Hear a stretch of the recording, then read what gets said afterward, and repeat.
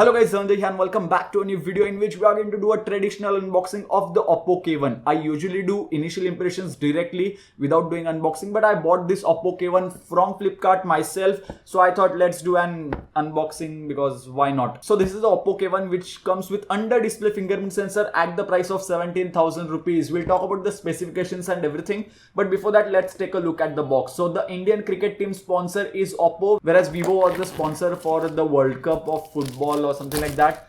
That's okay, and there is no more information on the box, and this device is exclusively available on Flipkart only as of now. So in the box, first of all, we get a SIM ejector tool. Then we also get a case for the device, which is a good thing, which is pre-included in the box.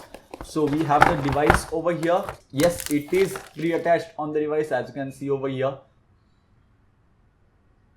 With the launch of Samsung Galaxy M10 and M20, Samsung decided to ditch their earphones in the box, whereas OPPO has still included earphones in the box, which look like Apple's earphones. But that's totally fine, at least earphones are present in the box. We get a micro USB cable because this device still comes with a micro USB port at the price of 17,000 rupees. Then we have the charger, and this charger is rated at 5 volts and 2 amperes, so no quick charging is present on this device. First of all, let's take a physical overview of the device. It's been such a long time that I unboxed the device and took a physical overview.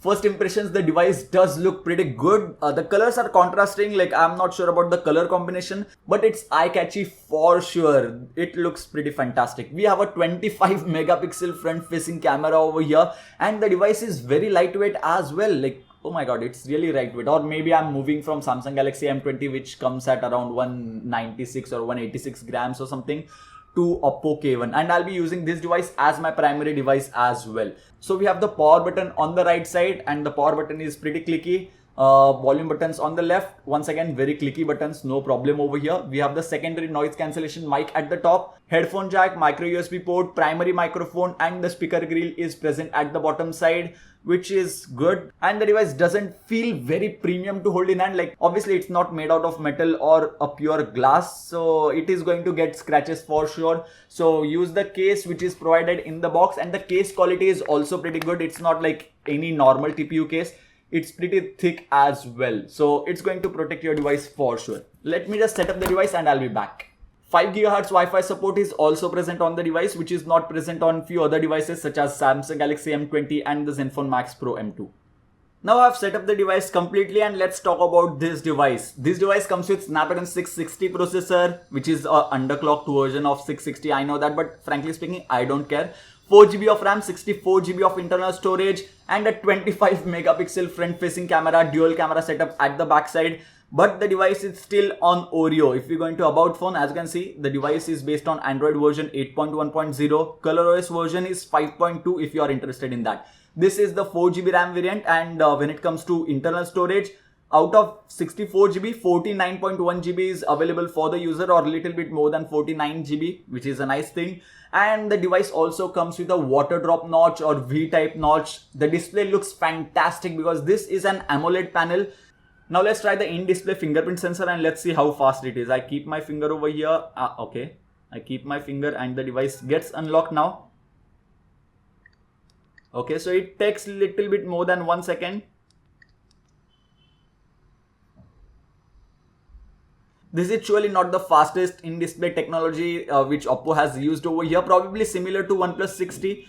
If I keep my finger over here, it takes little bit more than 1 second. When it comes to face unlock feature, I'm pretty much sure that it's going to be very quick. My face is over here and the device gets unlocked immediately. You can change that swipe up thing by going into settings menu. Let's try the camera application and let's see how the 25 megapixel front facing camera performs. Let's switch to front facing camera.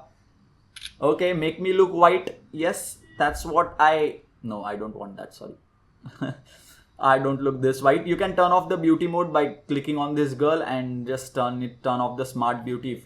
The device has f1.7 aperture, and that's why when I clicked a picture of this knife, the tree in the background was blurred so well. It looks fantastic, as you can see on the screen right now. Even the next picture of the tree has a lot of details. Oh my god, the camera performance is actually surprising.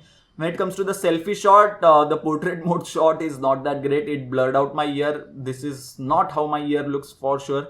The normal selfie picture has a lot of details, which is a good thing. I'll surely talk about the camera in detail in my complete review, which will be coming out pretty soon. And these are some of the sample shots that I've clicked with the OPPO K1.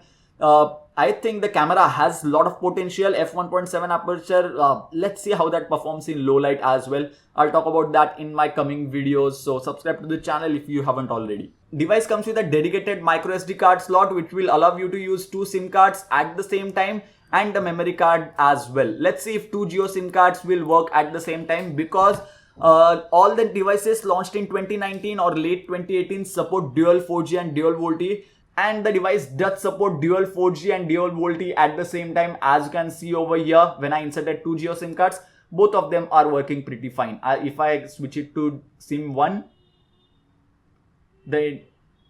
both of them stay online and VoLTE is still available for SIM 1 and SIM 2. So that's a good thing. There were few reviews on Flipkart that said that it doesn't support dual 4G or dual VoLTE. That's not possible. As you can see, 2 Geosync cards are working simultaneously on the device.